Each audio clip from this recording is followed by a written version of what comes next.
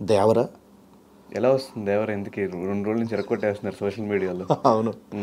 So అది కూడా చాలా బాగా వచ్చింది దేవర కూడా. సో నేను చేసిన వరకు నేను విజువల్ చూసుకుంటాను కాబట్టి అంతవరకు. ఎన్టీఆర్ గారితో కాంబినేషన్ సీన్స్ ఏనా? ఎన్టీఆర్తో కాంబినేషన్ అంటే ఉన్నాయి, కొన్ని ఉన్నాయి. ఎక్కువ మాట్లాడకూడదు సినిమా గురించి. నేను అప్పుడే అడిగి ఒక ట్రైలర్ లాంటిది వస్తే మాట్లాడడానికి ఒక ఇది ఉంటుంది. సాంగ్స్ వచ్చినాయి కదా, గ్లిమ్స్ వచ్చింది, సాంగ్స్ వచ్చినాయి.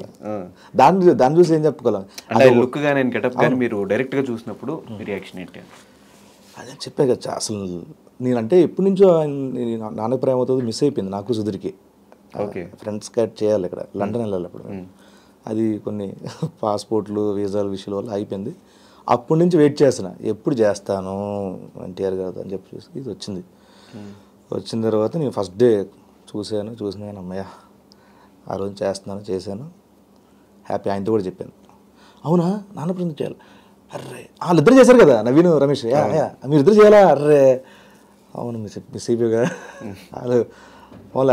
వాళ్ళు వచ్చారు మంచిగా. ఇవి 4 మళ్ళీ వచ్చారు అనమాట. సూపర్ మీద ఫుల్ ఎనర్జీ. దాన్ని ఏమంటారు, ఆస్వాదిస్తారు. కామెడీ వాటెవర్ అంటే స్వేచ్ఛగా నవ్వుతారు అనమాట. చాలా జాయిల్గా ఉంటారు అనమాట. అలాగే మీ ఫ్రెండ్షిప్ చాలా మందికి ఇన్స్పిరేషన్. ఇండస్ట్రీలో కానీ ఏ ఫీల్డ్లో అయినా కూడా ఒక ముగ్గురు కలిసి తోడుండి చేసుకుంటే ఖచ్చితంగా ముగ్గురు వర్కౌట్ అయ్యే ఛాన్సెస్ ఉంటాయి. ఎక్కడ ఈగోలు లేకుండా, ఎక్కడ గొడవలు లేకుండా అన్ని సంవత్సరాలు మీరు క్యారీ చేసుకుంటా, ఒకళ్ళు ఎదుగుతున్నారంటే మిగతా ఇద్దరు సపోర్ట్ చేయడం, ఇంకొకరు ఎదుగుతున్నారంటే మిగతా ఇద్దరు సపోర్ట్ చేయడం. ఎట్లా ఉంటుంది మీ ఫ్రెండ్షిప్? అసలు ఎక్కడ స్టార్ట్ అయింది ఏంటి? వెరీ లాంగ్ బ్యాక్ ఇది. జబర్దస్త్ ముందు నుంచి నేను సుధీర్ ఫ్రెండ్స్, రూమ్మేట్స్ కూడా. దాని ముందు మ్యాగీ అని నా ఫ్రెండ్, ఇప్పుడు డైరెక్టర్గా చేస్తున్నాడు. 3 రోజెస్ డైరెక్టర్ అనమాట. సో తను అందరం ఒక రూమ్లో ఉండేవాళ్ళం.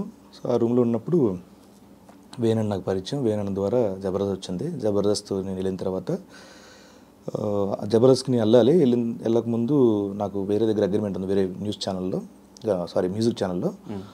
అన్న నేను రాలేను, నేను 10 ఎపిసోడ్ల తర్వాత వచ్చేస్తాను, ఈ లోపు నా ఫ్రెండ్ కూడా ఉన్నాడు అన్న సుధీర్ అని చెప్పి సుధీర్ని పంపించాను. వాడు సెలెక్ట్ అయ్యాడు.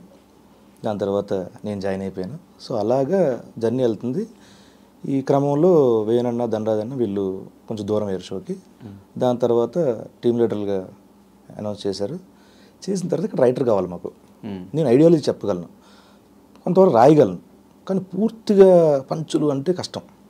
అప్పుడు నాకు రాంప్రసాద్ ధనరాజన్ టీంలో చూసి ఇలా రాస్తాడు రమ్మన్నాడు, అసలు అద్భుతంగా రాస్తాడంటే సరే ట్రై చేద్దామని చెప్పి అలాగా ముగ్గురు ఎగతాం.